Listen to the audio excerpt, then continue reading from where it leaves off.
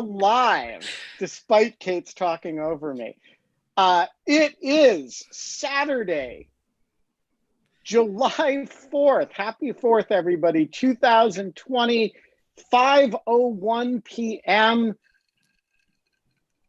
And it is the 4th of July, and it is our 100th show. We did not start the show with the idea that we would do 100 shows, let alone that the 100th show would be on the 4th of July. But them's the way the game breaks. And we started the show. We did it for 100 days, 7 days a week. Today is the 100th show, and it's the 4th of July. So happy 4th.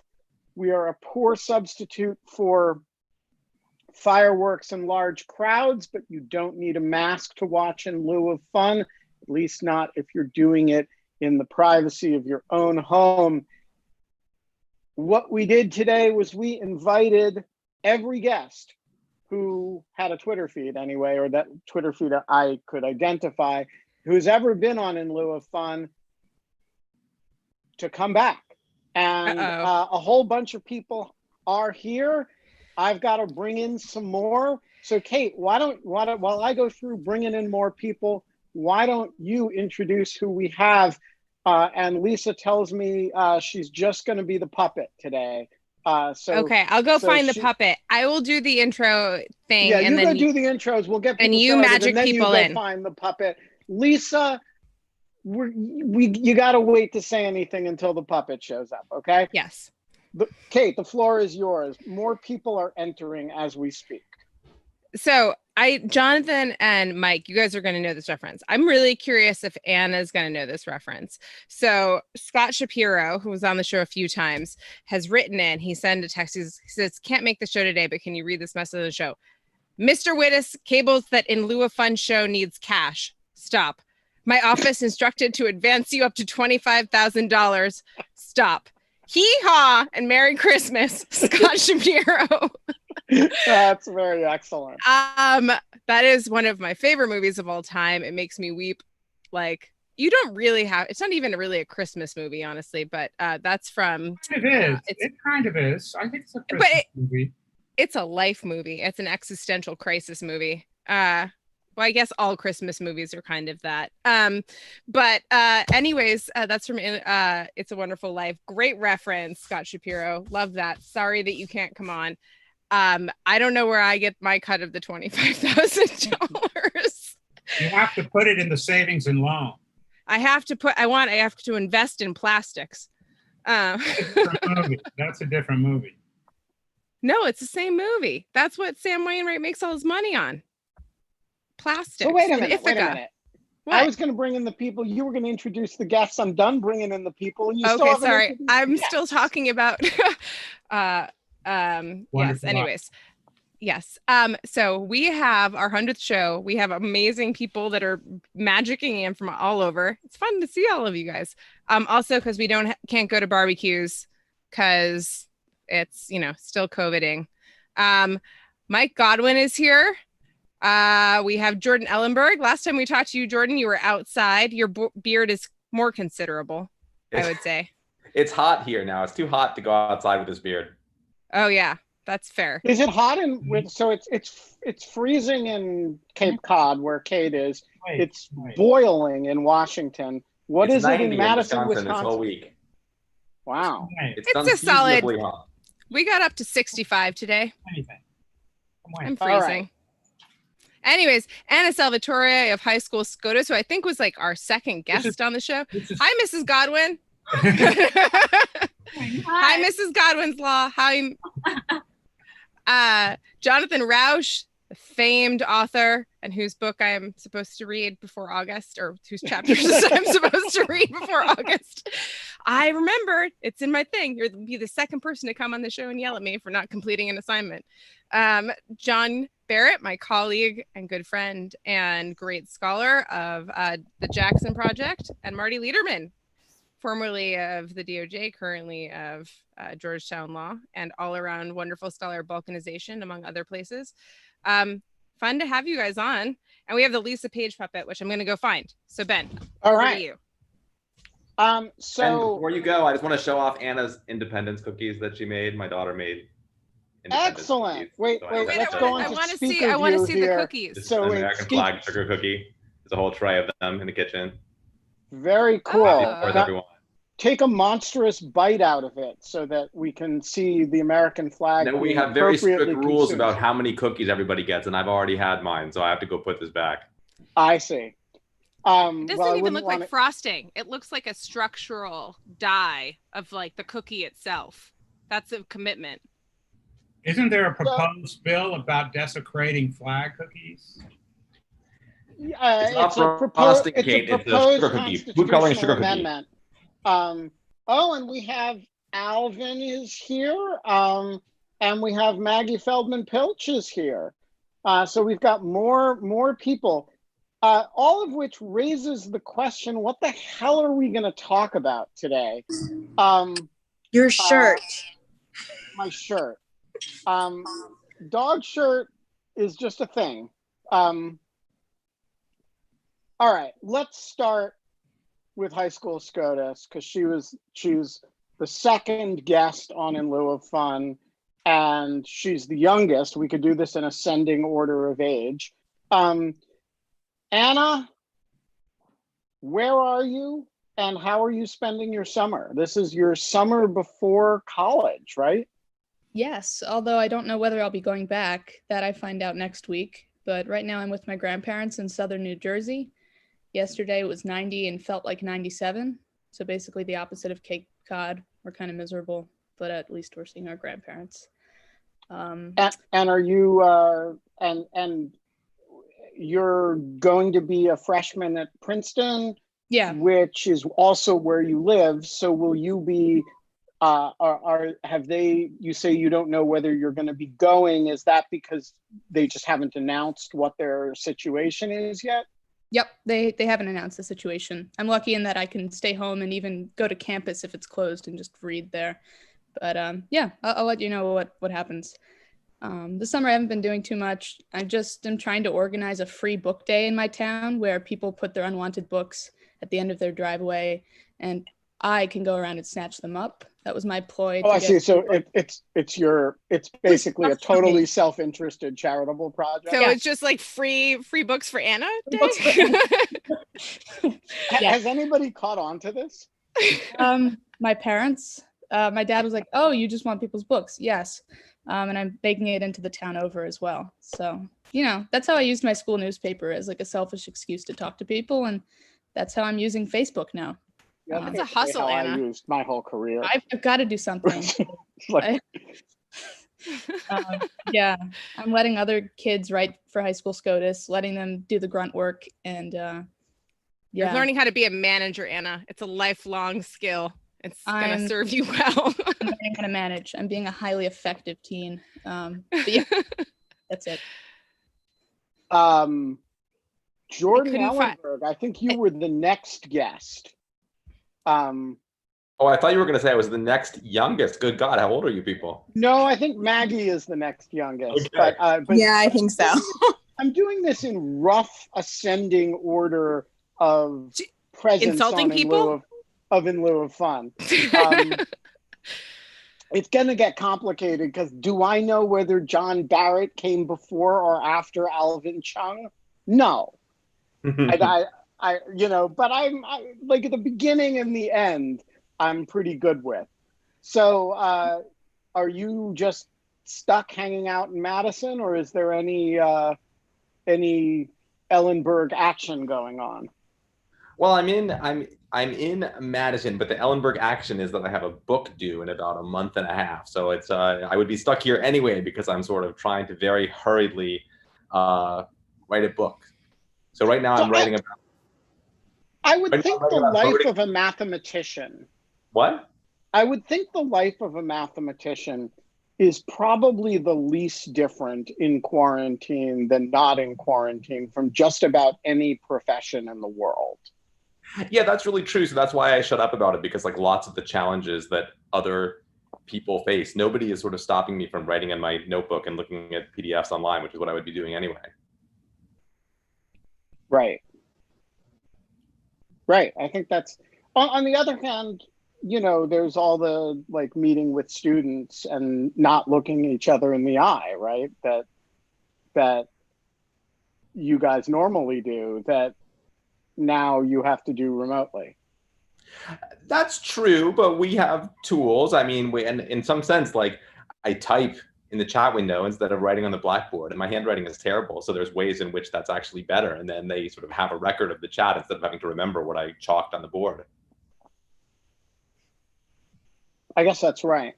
So what advice do you have? You've been at Princeton. What advice do you have for Anna? Major in math? Are you going to do that? It's great. No. I wish. That's just so. Look at him. He has a T-shirt. That's how cool it is. I know. Mathematics. This is a Michigan T-shirt, actually, that I'm wearing today. This is the Michigan Math Department T-shirt. I'll say this. I'm actually, because I'm in the house all day, I'm doing some house stuff that I haven't gotten around to, like unpacking boxes of books that have been closed up since I moved here from Princeton in 2005. So I'm sort of... You can put them at the end of your driveway and Anna will be right over. Oh, I'm keeping them. They're old friends who I'm meeting again for the first time in 15 years, and it's very exciting.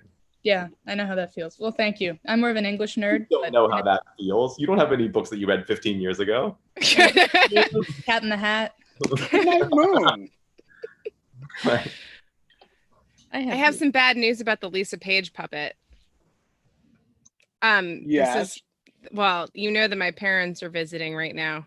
I think like a box of old baseball cards. My mom threw out the Lisa Page puppet. Whoa. Whoa. Yeah. She was cleaning up. So the Lisa Page puppet, if she were here, would say, "Oh no, she's dead." All right. I think what we're gonna do is, if the Lisa Page puppet has anything to say, she will say it without the corporeal presence of the actual puppet. I can go like this, Ugh. I have this raccoon skull. All right, Jonathan No, really. Brown, you're next. How have you been spending your time the last few weeks?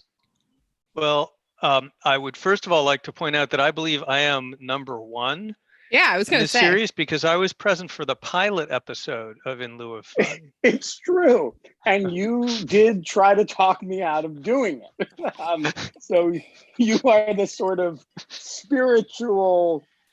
Yeah, thanks so much, Jonathan. The entire show. Just for the record, Ben keeps saying that, but what actually happened is I tried to talk him out of doing it if he was going to use it as an occasion to make fun of the accents of our friends. Did I? Fair enough. Yeah, we were talking about millennial accents. No one on this call. I got a millennial don't worry. to do it with me. I don't have to make fun I'm of a her cusp accent. millennial, please, Ben. I am offended. I do have a millennial accent now that You I'm do, talking. Never Maggie. mind. Yes, Oh, What is a millennial? Listen to yourself for a moment, Maggie. You've definitely got What a is a millennial millennial accent? It says I don't even know I'm from this. Central New Jersey, and I'm not even a little bit sorry about it. Oh, wow. Yeah, it's bad. I'm It's getting called out on by our things that I'm definitely millennial. I'm You're like, not millennial? Are you? I'm cusp. I'm like between like a Gen X and a millennial or something. I don't know. So I you'd don't have to believe be- in are you- generations. If you're over 35, you're a millennial. I turned 36 in 2 days. Oh, well, that is See? cuspy. Yeah. It's like on the edge of Aquarius with like, in a So full which- moon with Jupiter rising. So you don't identify with either one, though? No, I kind of think that they're stupid. No, I think you could identify with both and then be bicuspid. I just choose to be entitled about whatever it is that I want to identify with. I Oh, think well. that like is encompassing of it. Wait, guys. We have an important event just happened. Uh-oh. From an anonymous attendee, we have a question directed at a panelist, which is really the direction this whole thing should go. This should be a kind of ask us anything. The anonymous panelist asks, what happened with Maggie's neighbor? So for those of you who don't remember this episode, Maggie came on the show because her neighbor wrote a letter to the New York Times asking what to do about Maggie's singing. Yes. Maggie was practicing arias, and neighbors are upset about this. And so Maggie came on first to tell the story and second to sing. And there was an overwhelming vote that Maggie's neighbors should get the fuck over it. But Alex Stamos is here. Was the objection? The Was the story objection to goes the? on. Was the objection to the sound or to the aerosol? It was the sound. It was to the noise. It was to the noise. It was to the noise. And I should clarify that I live in DC. I live in a condo, and the struggle continues. And for what has happened to my neighbors, they're still alive. And because it's summer and I am grounded, I'm not traveling for work or anything for the foreseeable future, I've made the important decision to add a second rehearsal as opposed to just daily practice every week. And I now sing on my balconies, which they can And hear now they've even started better. walking by with pots and pans and screaming every So- time she starts singing.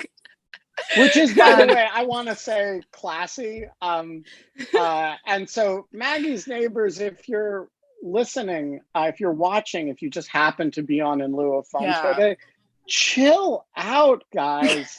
She's a soprano. She's got to practice. You'd normally be at work when she's practicing. You're not at work now, but she's still got to practice. It's not that big a problem. Plus, All people right. pay money to hear that sound. So that I may have yelled last week, as Kate knows, that the Kennedy Center is closed. This is culture, you heathens. And then continued on. So that is the answer. So this is a great format, people. I mean, we're going to continue to go through all of the guests and reintroduce them. But, as you guys have questions, as it triggers memories of the shows that they were on, just write in, if you've got a math question for Jordan, how to calculate just how badly the United States is doing in COVID-19. If you want to ask, if you want to ask Jonathan about whether this is an example of demosclerosis, if you want to give advice to high school SCOTUS, or ask, just see if Justice Jackson would vote for Joe Biden with Stacey Abrams John yet. as a VP. Can't bring in Justice Jackson. Well, we just brought up John, so let's. Okay. Let's well, can I introduce? Alex is here now, so I have to say hi to Alex and introduce Alex. Hi, Alex Stamos. Alex Stamos is at the Center for Internet Studies, I'm sorry, I screwed that up. Stanford Internet Observatory. Stanford Internet Observatory. At Stanford, and you are formerly the chief security officer at Facebook, and then before that Yahoo. And so fun to see you again. And you've been working on disinformation and misinformation in the time of COVID, but also mostly around Russian misinformation in the elections coming up, right?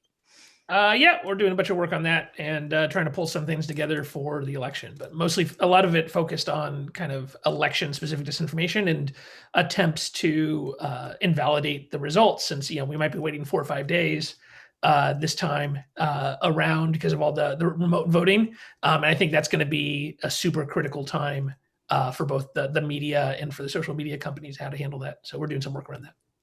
Awesome. Jordan has a question for you. Oh. Okay, ready? So I was writing a lot about models for epidemic spread for obvious reasons. And one metaphor people use sometimes is that things spread, especially misinformation, spreads virally on the internet. But I'm having trouble getting an authoritative read on how good or bad of a metaphor this actually is. Does a tweet have an R naught? Like, does misinformation spread in a way that makes sense to compare to the way an epidemic spreads? Or is it so completely different that there's no sense in thinking of them as the same phenomenon? Yeah, question. Actually, I don't think it's a good metaphor. I hate the term viral because I guess if people were out there like spitting on their hands and wiping on other people's faces, right? But like, a lot of disinformation that we're dealing with right now is really adversarial, right? Like people are intentionally spreading it and amplifying it in ways. And so, I mean, there are things that like legitimately go viral by demand, but when you talk about disinformation, you're usually talking about people trying a number of different ways to make it spread. And so I don't think like the models, like an R model kind of makes sense, because you can have these, if you look at, when we looked at like the pandemic video, we did a big post about this, there's these massive discontinuities in the spread. And it's because that's where people took like really specific action to push it, right? The other thing like that's hard to see kind of, I think, in the modeling is that you'll have these communities where you'll have a massive amount of spread in one community and then they're intentionally pushing into another. And so that's what we're seeing a lot now of this, is that you'll have like a Discord channel or 8chan or something, really get around some kind of idea or theme and then intentionally decide we're going to go push it on Facebook. And so you'll see like the engagement, because those things are much more quiet, you'll have this kind of silent infection, I guess, that is intentionally pushed over, and you'll have this massive discontinuity in the data that I think makes it very difficult to model. Does that answer your question, Jordan? Yeah, although I feel like you sort of slid back into using the metaphor in the very act of dismissing. Right. I guess to try to, yes, I was using the metaphor, but I just don't think it's right. It's something else. I guess like if you want to use like a biological weapon metaphor or something, like in this kind of situation where you have bits of viral spread, but those viral spread are a guy in the Tokyo subway popping a bomb, like, right? So you have like both intentional adversarial action and then you have viral spread that comes from it. I think maybe you can try to model something like that. No, it's good. If the metaphor is bad, it just means like 2 pages of book I don't have to write, so I can cross that off my list of stuff to investigate. But that's not how academia works. You're just to push the metaphor well beyond and then own the title. Like you have a title that then you try to get other people to use in their New York Times op-eds to resell your book and create that virtuous circle of getting further and further away from the reality in the discussion. Like that's what I've learned about academia in the last 2 years. Right. Lord grant me the confidence of a mediocre white man, as my female colleagues like to say. Amen. That's me. I have them on a sweatshirt and it's great. All right, we have to not to break it up, but yes, Alex is correct. She just called me for a lot of my footnotes on my last paper. Okay, John Q. Barrett. Is it John's turn? I think it's John's turn. John, you are my colleague at St. John's Law School. And you are an incredible author of a number of pieces that are just kind of, I remember that I thought that you had written a book about Jackson. I did, sort of, with him. It was you edited that one. Yeah. Yes. I think that I thought that it was more of like but that's so cool. But anyways, it's nice to have you on again. How are you doing? How have the last few weeks been? Things are good. I'm in upstate New York, I guess. And I have my immediate family with me. After people have quarantined, I went and did retrievals of kids and their partners. So it's great. Good. And we just stay put. We don't see anybody. We work, we strain the internet, but we're healthy and it's rural and it's great. And what are you working on? Jackson stuff? I'm looking at Godwin and thinking that my whole life is, his principle. I'm writing about Nuremberg. Sounds uplifting. Actually, weirdly, like it has to. It is. I was just gonna say it's like uplifting. I was just gonna say I was kind of being tongue in cheek, but then I was like, but actually, kind of it's like very depressing. But there's also just like yeah. No, 1945 is one of these magical and rare moments of decency and consensus and power used to try some noble things. And I put Nuremberg on the list. It had lots of screw ups and, human dimensions, but it's a pretty laudable endeavor. Well, John, Nuremberg was a direct inspiration for Godwin's Law. Yes. I was in law school. I was studying, natural rights jurisprudence. I was looking at the Nuremberg trials. And I had come to that topic area thinking I was some kind of legal positivist, and then I realized, oh no, this stuff that's wrong no matter what the law says, and so that was really a function of. And then at the same time I was in law school, I was watching people compare one another to Hitler all the time on bulletin board systems, and I was so pissed off that they were trivializing what was obviously, a violation of natural law. So I came up with Godwin's law as a way to. Well, it's a genius observation. It's one of the most true modern theorems I know of. All right. It's designed not to be falsified, so to be careful. I kind of love too that we have in our chat that like Jordan wanted to ask Alex a question, and now Jonathan wants to ask Alvin a question. We will get to Alvin in 1 second. We should introduce Marty. Marty's been on so recently that I think most people here know, and I suspect, Marty, you're going to be on again on Monday, just at a guess. Do you think so? It depends. It depends. I mean, I suppose I'll be on, if you want me on, for the subpoena cases whenever. Yeah, when Mezars comes down, I reserve you for that day, whatever day it is. And then at some point we'll have a session on the religion cases. It's July 4th, but just an hour or so ago, Justice Kavanaugh denied a petition in a religion case. That's very interesting. But what is it?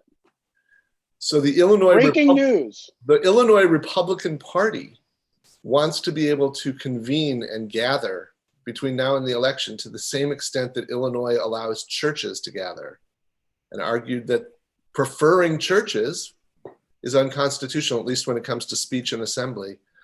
And that claim was unceremoniously rejected by the district court and by a very mixed Seventh Circuit panel, including both Diane Wood and Amy Coney Barrett.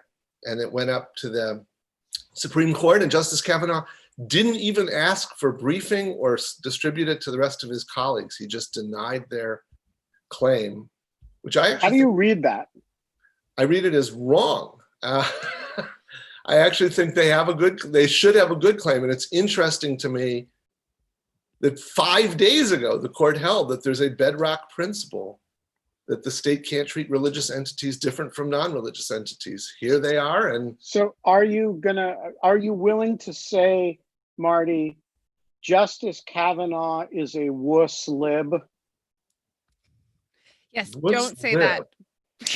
I'm not sure I understand it, Ben, so I can't say it. You just got trolled. Well, don't listen. Anna, you were making a furrowed brow, thoughtful face. Do you have any thoughts about that?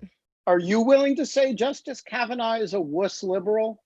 No one listen to Ben. Anna, do you know what he's talking about? No, I don't even know what he's talking about. I think Anna knows. He's trying to be part of my generation. He's trying.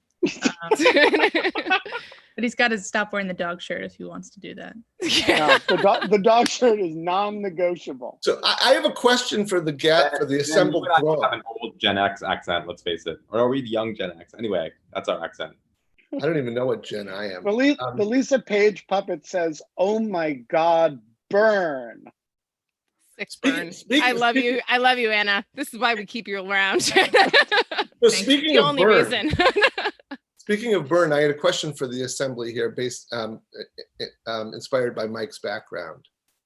So last night, how many of you were watching Hamilton, and how many of you were watching the Mount Rushmore? Neither. So Hamilton. Yes, Hamilton. It was time number 2 as of yesterday. So we watched it in the morning, and then I watched it again later in the day. So Rush, do you not like Hamilton? I feel like you like thumbs down because you didn't watch it, or because you don't like it. Who, me? Yeah. Oh, just I didn't watch either. Just informational. They're both great. Well, Trump is not as great. Good save. Good save. Here's my question. How do y'all feel about Hamilton during the era of Donald Trump? Like I feel great about it. How much different is the experience with watching it during Trump? Well, I will say this. The thing that bothered me is that John Bolton lifted his book title from Hamilton. Yes. That, it was just like, why do I have to think of John Bolton now when I think of the room where it happens? Wait, I don't think you have to, though, right? Like you can. I can make you think of John Bolton. Well, right. if Like if John Bolton doesn't rule our minds. I refuse. I know. Well, and it's true that if I have like 3 fingers of whiskey or something, I won't think of it. I won't think of it. I won't make the connection. But it was a little irritating because I thought when the book came out, to be clear, I had deliberately avoided listening to Hamilton music or before I had a chance to see the whole play. So finally, I've had a chance to see the play thanks to Disney Plus. And I had read Bolton's book a couple of weeks ago, and I had no idea where the title had come from. But I thought, well, that's an unusually dramatic title for John Bolton, who's usually kind of tedious. And by the way, he's tedious in the book. So, tedious and self-serving and all the things that Bolton ever is. But then just to know he didn't even lift an interesting title. He didn't even write the interesting title himself. He lifted it from the musical. It just seemed like it cheapened the book still further, which I thought was not possible. So that was my reaction. Well, and Lin-Manuel Miranda has discussed how beyond mildly irritated he is by this act of plagiarism. Has he? Yes. I haven't heard that. Well, he should come on in lieu of fun and have a discussion. We should ask him. Of it. Yeah, we should. So we can look him up in the database, Kate. Didn't he go to Wesleyan? He did. He absolutely did. I made a bold claim on Twitter today that Alexander Hamilton described Donald Trump's pathologies better than any other single person has. Have you seen my pinned tweet, Marty? No, Ben. Yeah. It's been pinned since 2018. It is. Oh, no.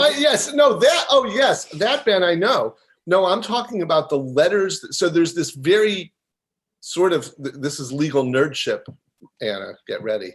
Right, very toward the end of the play, there's this song about the election of 1800, which there's a tie vote between Burr and Jefferson, and Hamilton's views carry the day, and he opts for Jefferson rather than Burr. Spoiler alert.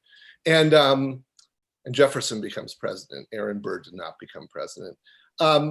And I have an old post from 4 years ago that I used to teach my class about what was going on there.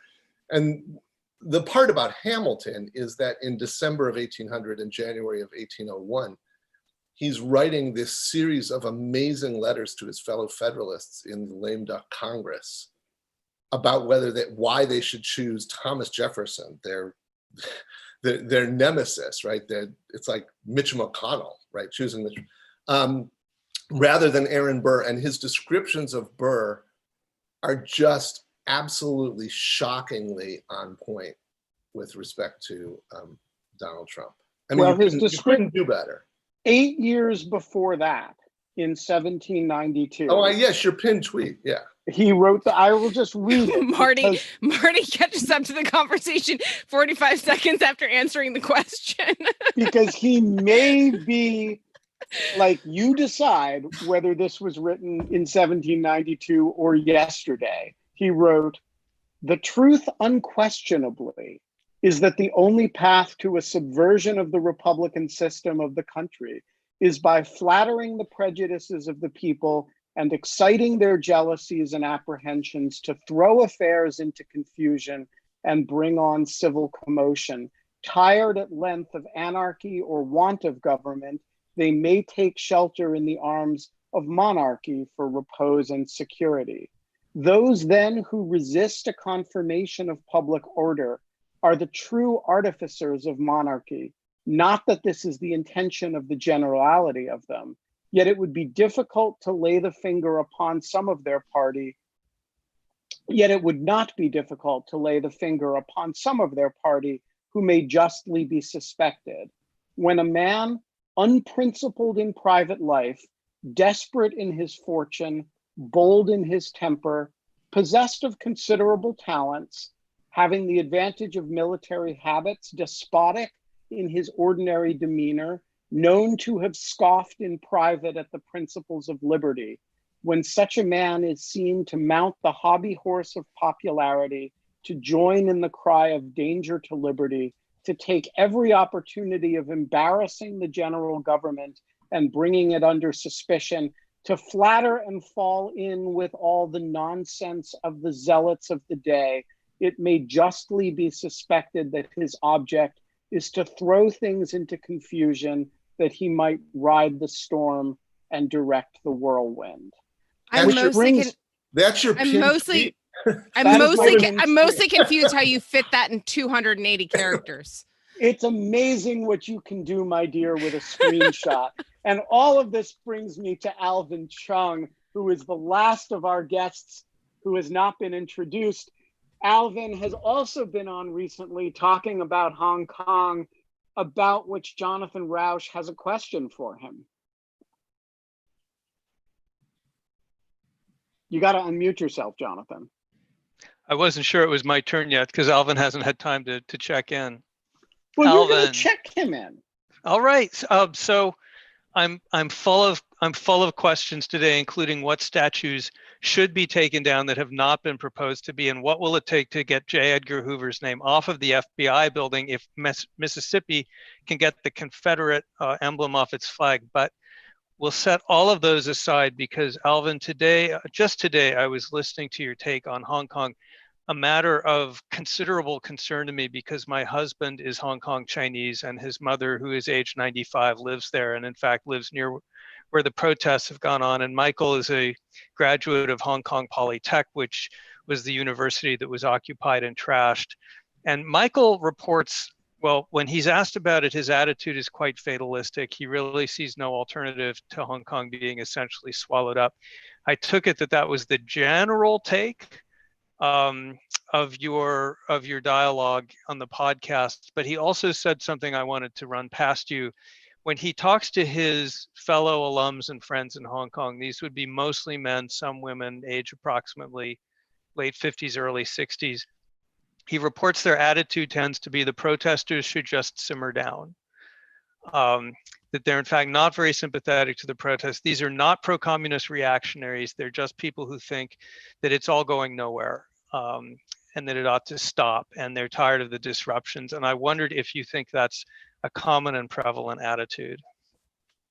Speaking from personal experience, I do think that is a prevalent attitude. As to exactly how common it is in proportion to the rest of the population, I can't exactly say, but I certainly do have members of my extended family who are very much of that mold, who believe in not rocking the boat.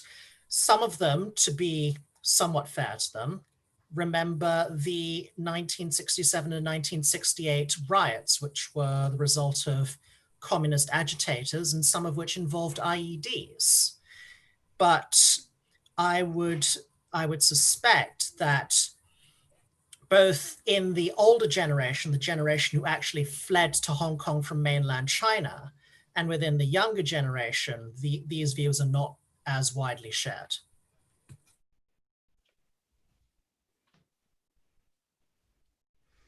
Anybody have any follow-up on that before we move on?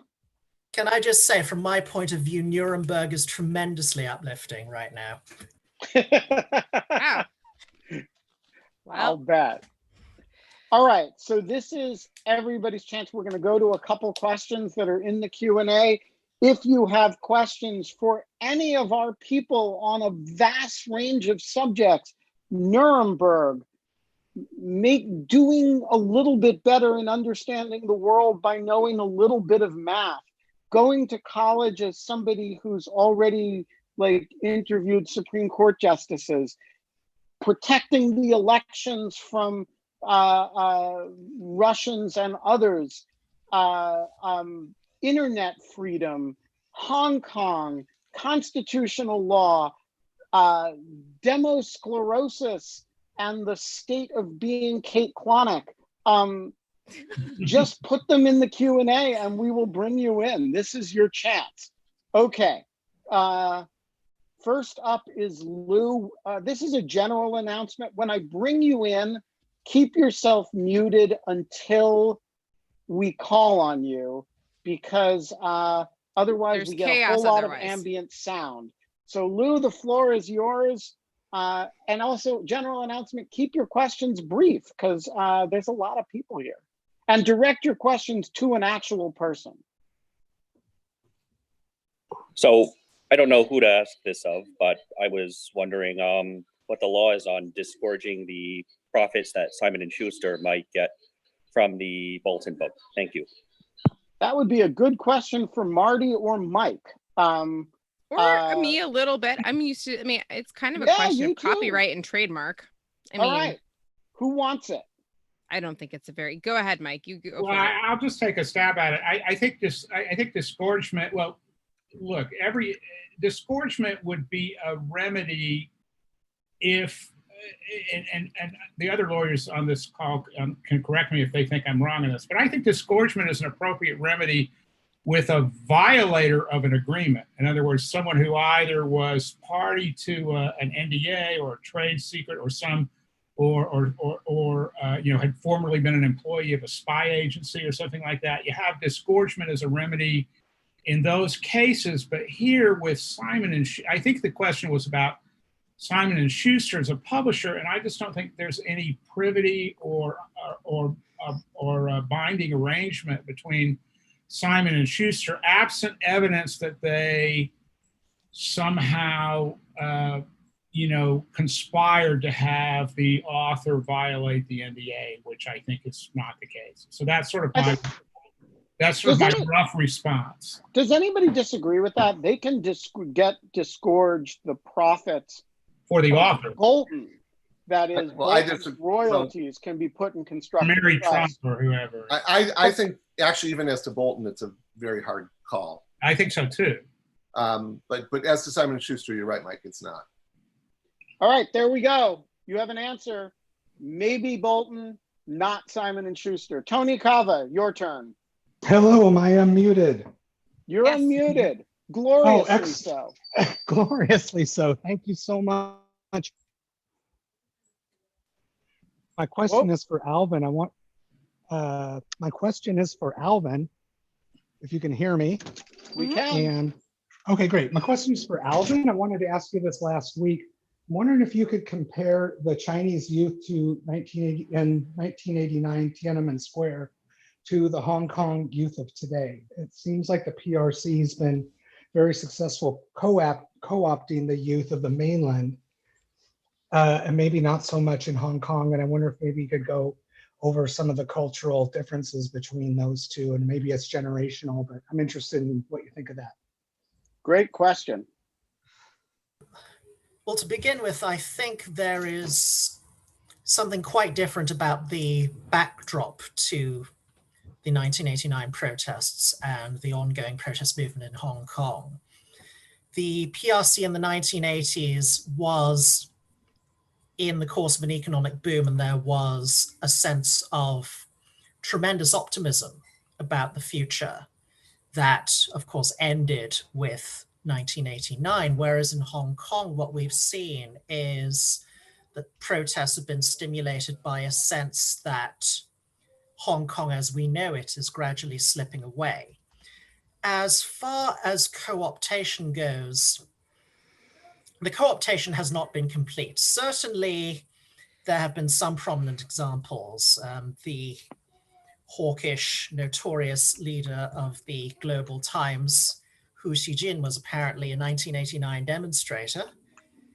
But as for this generation of demonstrators in Hong Kong, I think it's far too early to say whether many of them will be co-opted. I suspect that they will not be, simply because there is the added dynamic of the Beijing authorities distrusting the Hong Kong people to such a significant degree.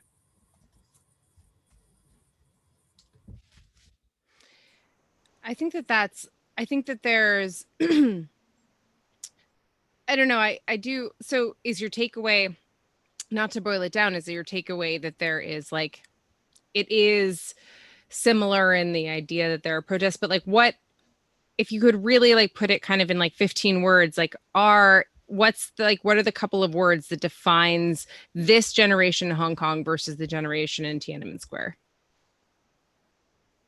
Kind of a lifetime of like oppression coming out of that versus like a lifetime of like freedom and fighting for it. Is that like kind of like your baseline as you're coming from something so different? Yeah, I think in a way, the Tiananmen demonstrators were demonstrating because of positive hope for a better future. Whereas the Hong Kong demonstrations are in a sense, very much a rear guard action, trying to prevent the loss of something that they once had. That's kind of what I see it as too. Like, it's like, you're like Tiananmen is fighting for kind of like the last hope of like stopping the curtain, like the communist curtain from falling, and then like, or like trying to stave it back in some way. And like, and then Hong Kong is about, a way of life that was like in a bubble for 99 years and then trying to preserve it. Jonathan Roush, you have a great question. Do you want to go ahead and ask it to Alvin? Yeah, is it not a big deal that the UK government says it will admit up to 3 million Hong Kongers? That seemed like a big deal when I heard about it. I have a rather more cynical assessment of this, and the UK has in general not covered itself in glory when it comes to Hong Kong. So the background to this is that the UK government has declared that there will be a so-called path to citizenship for people who are eligible to hold a BNO passport, a British National Overseas Passport. Now, this does not automatically grant full British citizenship. It is a 5-year visa that can be renewed. We don't know the details of the renewal process or the path to citizenship. And frankly, I am skeptical as to whether that path will be as easy as people think it will be. But more to the point, the entire reason that BNOs exist at all is that the Thatcher government, I think late 70s, early 80s, decided that they did not want the home islands and Northern Ireland to be inundated by Hong Kong refugees, which is why they created this BNO status, which, yes, the passport says United Kingdom and has the crest on it and all the rest of it, but it does not give you right of abode on the home islands. So there's a very real sense in which this very belated offer is merely the partial correction of a historic wrong. And I really don't think the UK should get as much credit for that as they have been getting. Just to follow, though, in terms of the bargaining power over the PRC, the idea that now there's this escape path for a large share, presumably the elites of the population, or many of them, would that not have some effect on the PRC's calculations? It might, but then there's another issue, which is that of dual citizenship and recognition of a foreign nationality. The PRC has made plain it does not recognize BNO status at all. Also, as a matter of PRC law, the country does not recognize dual nationality. This is something that I had to consider and was outlined in detail in an article in the Toronto Star, I think yesterday or today. But the long and the short of it is, as long as you are holding a Hong Kong SAR passport or a home return permit, which is a document that allows Hong Kong residents to travel to the mainland, or even as long as you are a Hong Kong permanent resident of ethnic Chinese descent, you will be treated as a PRC citizen. You will not get consular assistance, and it will be extremely difficult for any foreign government to extricate you should you encounter difficulties in the territory. I'm going to ask it's tangential, but I actually think this is a great group to ask this question to, because it's just really basically about definition. And I was reading some of the exceptions to the bans on various points of entry in light of COVID. So going to Europe from the US, or going to Brazil from the United States, or going to China from the United States, or vice versa, and all of these things. And there seemed to be this long list of exceptions for each country, but some of them are very interesting and kind of bring to mind a lot of the slippery slope stuff that got discussed during the gay marriage kind of debate, which is like domestic partner versus civil union versus marriage versus whatever else. So how do you prove that you are like in a very serious relationship with someone, if a fiance or a domestic partner, like how do you prove all of this? And it seems that some of these policies have snapped together so quickly, and they've thrown in these terms and these policies that they publicized. Does anyone know how they're defining these things or defining proof for these things? I actually think that that's super interesting. Like, I'm like, how do you prove you're a domestic partner? How do you prove you're a cousin of someone? How do you prove that you're, I mean, all of these things I would probably know if I was an immigration attorney, which I'm most certainly not. But like, Well, are you asking, Kate, are you asking about how the U.S. government is treating it, or how the governments in general are treating it? Like all the different governments. I just think that this is a fascinating question. They're one interesting answer for you that's just specific to my situation, which is that my wife is a foreign national. She comes from Cambodia, and the age difference, well, it's not even an age difference issue. It's that I was older than 50 when we got married, and there is a law in Cambodia that says that a foreign national who is 50 or older simply cannot marry a Cambodian in Cambodia. So that what we had to do was, in fact, get her out of the country on a fiancé visa, get married in the United States, and then the question is, can we go back? What is the status of our marriage? And the answer there probably is, although this has not been widely tested, the answer probably is that there's still kind of full faith and credit type reciprocity, between Cambodia, even under Hun Sen.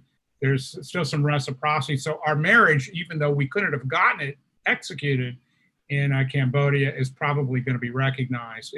If, for example, we decide something's happening bad in the United States and we decide to run and hide in Cambodia because it's so much safer, then maybe that's an option for us. Yeah, Cambodia, safer than the United States. Things Right, I never right. thought about before. Slogan. But we have, okay, so actually I have John Barrett. Could you pose your question to Marty publicly? Because I think that that's kind of an interesting question. And then I want to go to Nicole Goldberg's question. She's been waiting patiently. And it is also my question, which is why I asked her to come in and ask it. So John, go ahead. The floor is yours. Sure. Marty's written some of the very best thoughtful stuff and kind of dispassionate stuff on the Flynn case. And I'm wondering what's happening in the DC circuit as the clock is ticking, but neither Judge Sullivan nor a judge of the DC circuit has sought en banc review. And so it's just kind of sitting there. So it's a mystery. Obviously I don't know what's going on behind the scenes.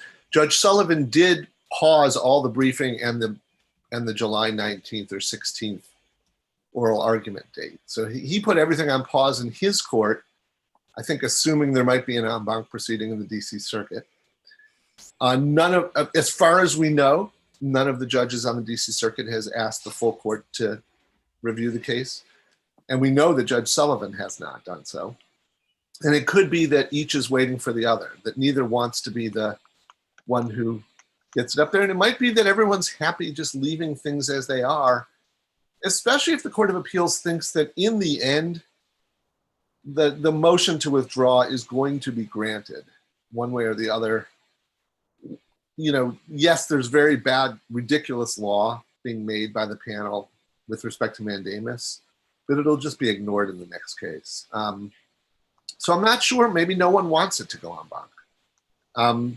And those who do hope that someone, hope that someone else is the one that asks for it. So what does that mean? Well, at some point, if no one asks for a rehearing en banc and the time elapses, I guess that Judge Sullivan at that point grants the motion to withdraw the charges.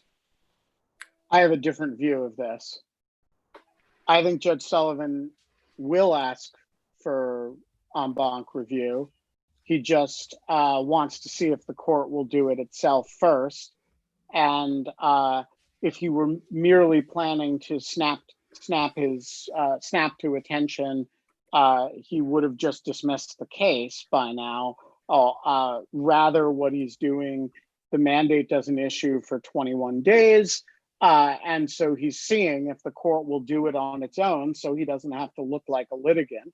But why on earth would he not ask for en banc review, given that what's at stake here is his ability to manage a case and appoint an amicus under very difficult circumstances, why wouldn't he ask the full court to consider it? So I suspect he will wait until the very last day to give it time to play out, but I expect that there will be a en banc request from him, if not sua sponte, by then.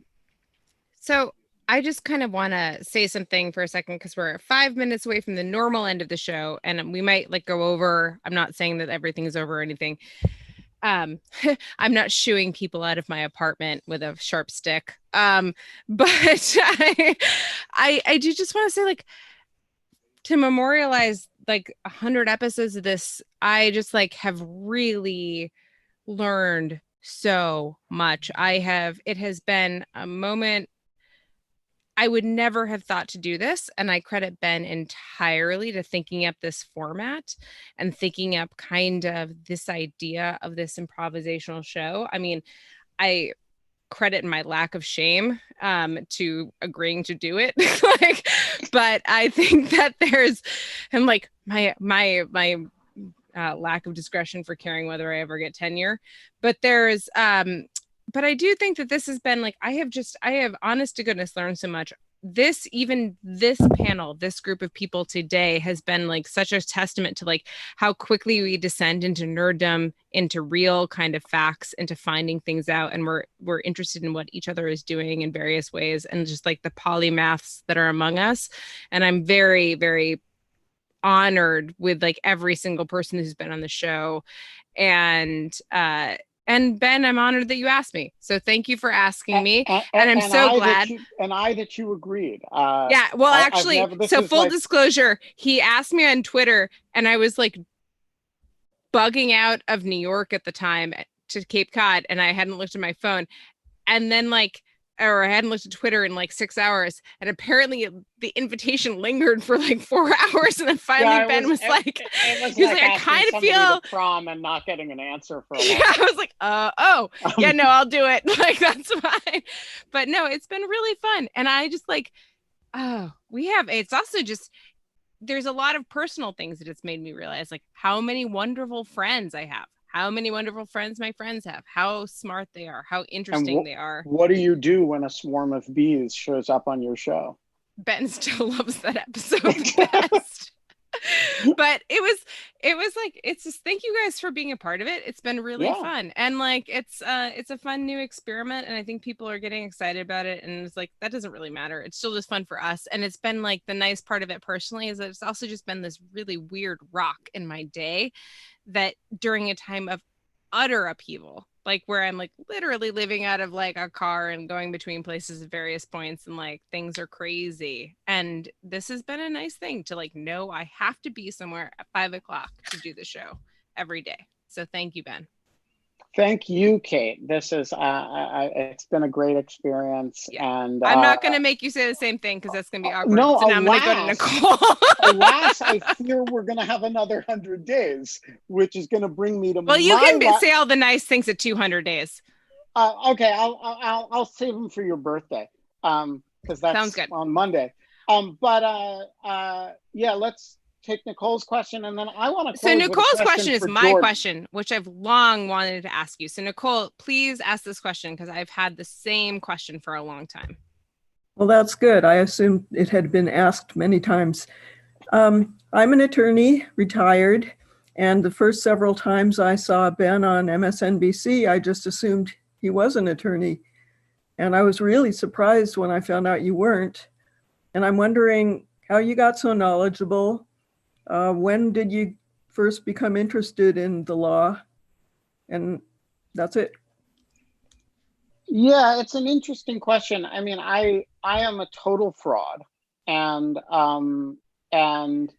I got interested in law. John Barrett, didn't Justice Jackson read the law? I went to the same law school that Justice Jackson went to. You dropped out? Wait, John, you're muted. You're muted, John. Very sorry. He went to a year of Albany Law School, and on either side, he was an apprentice in a law office. So Ben has not cracked a sweat. So that's right. I have less formal legal training than Justice Jackson. No, the answer is I learned law by covering it. And I was a reporter at Legal Times as a young person. And, that was an incredible group of people to work with. It was a bunch of people who, in a period in the very early 90s of a bad economy, kind of got stuck at this trade paper. And they were amazing. And if you had met us when we were these young kids at Legal Times and said, who's going to be the celebrated investigative reporter? Everyone would have said, oh, Danny Kleidman. And who's going to be the great court Justice Department kind of beat reporter type? People would have said Carrie Johnson.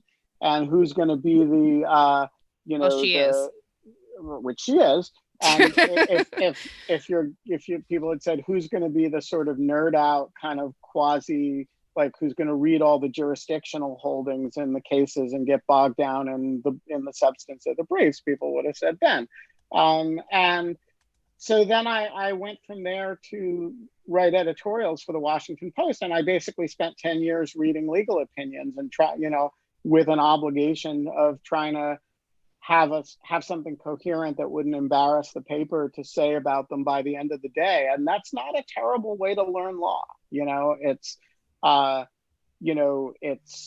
It can be, there are very few law professors who actually, as a matter of obligation, have to read have to at least look at all Supreme Court opinions and all DC Circuit opinions and a lot of Fourth Circuit opinions, just to make sure that they don't need to do something with them. And that I really had to do that for 10 years.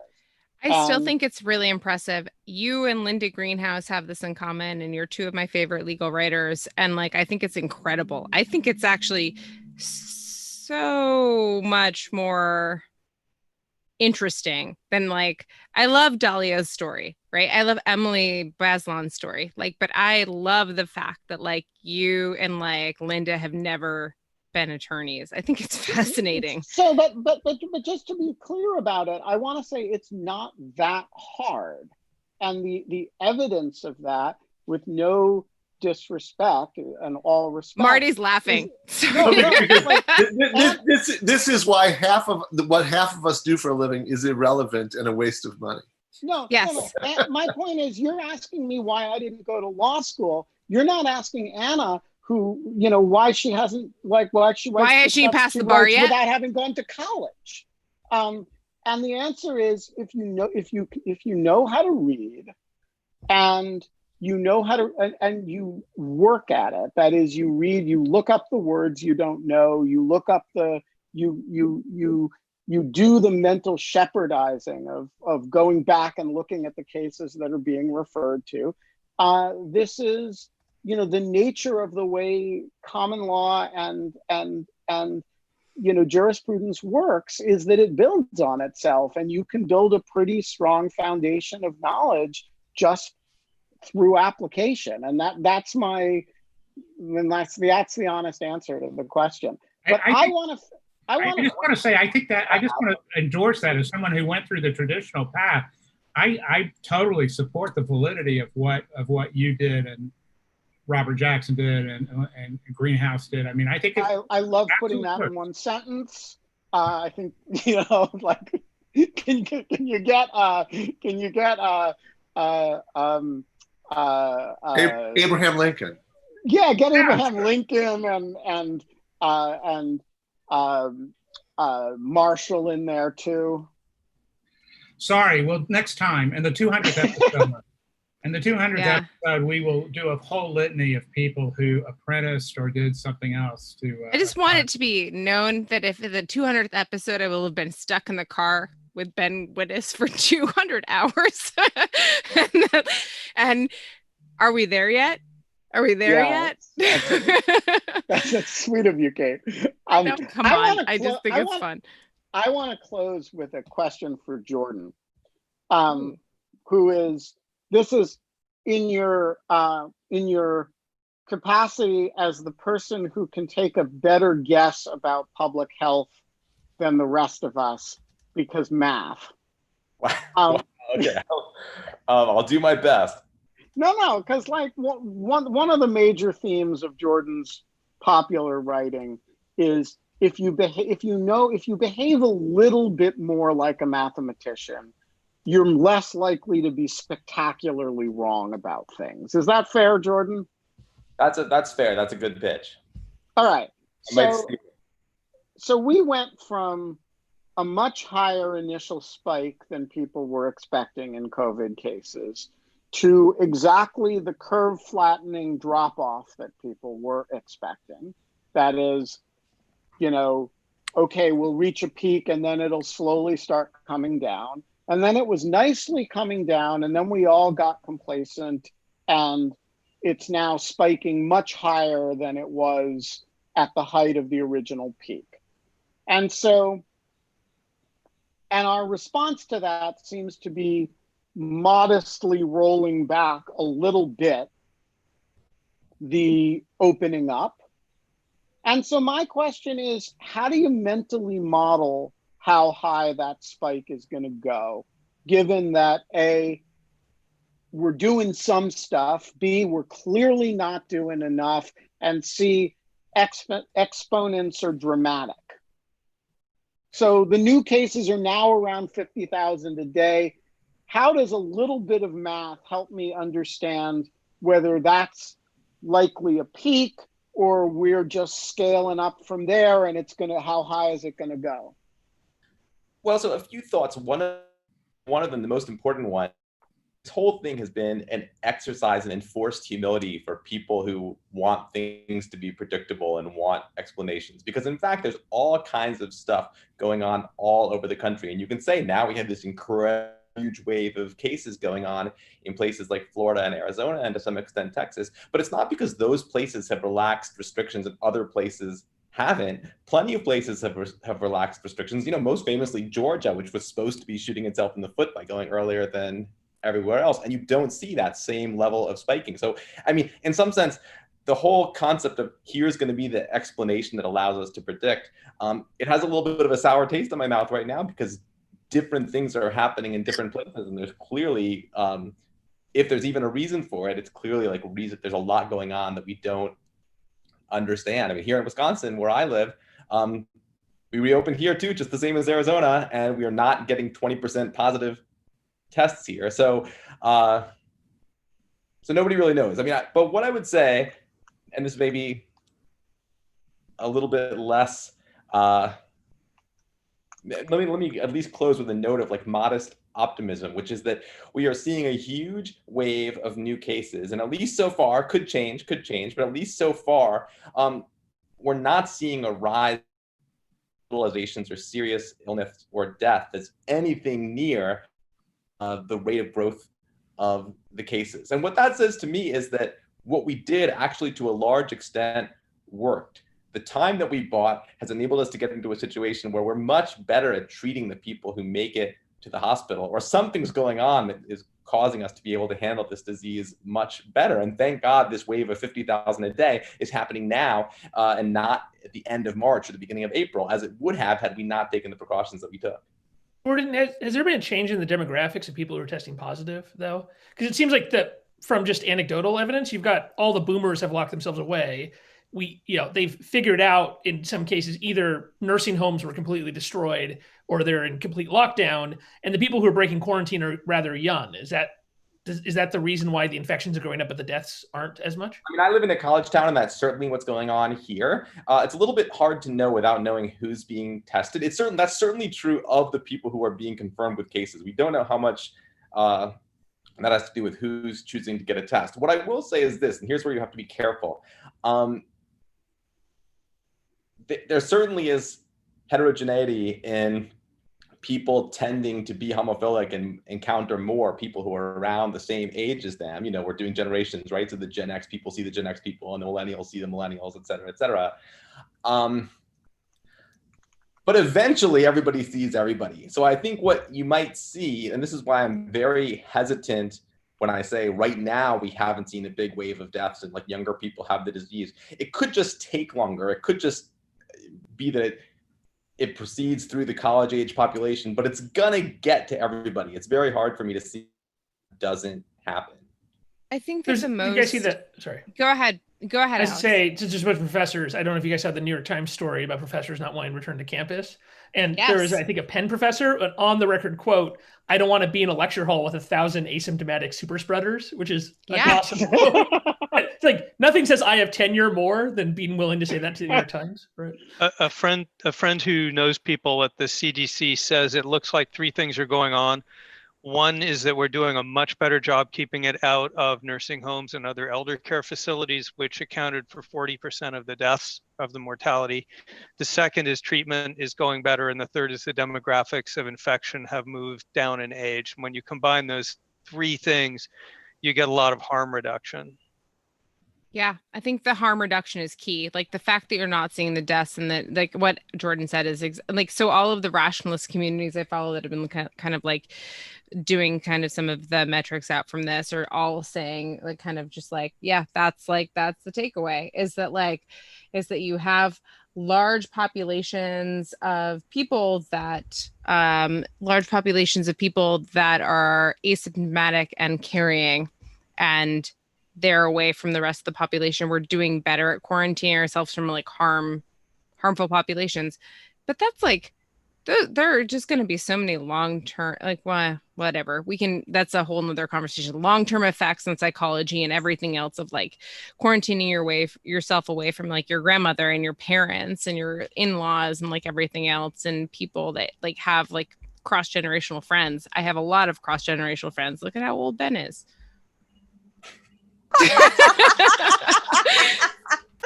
Sorry, Maggie's laughing. I just want to say I am only 2 years younger than Jordan.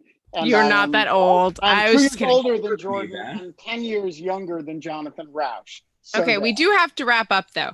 I'm just kidding. That was mostly that like really I get good.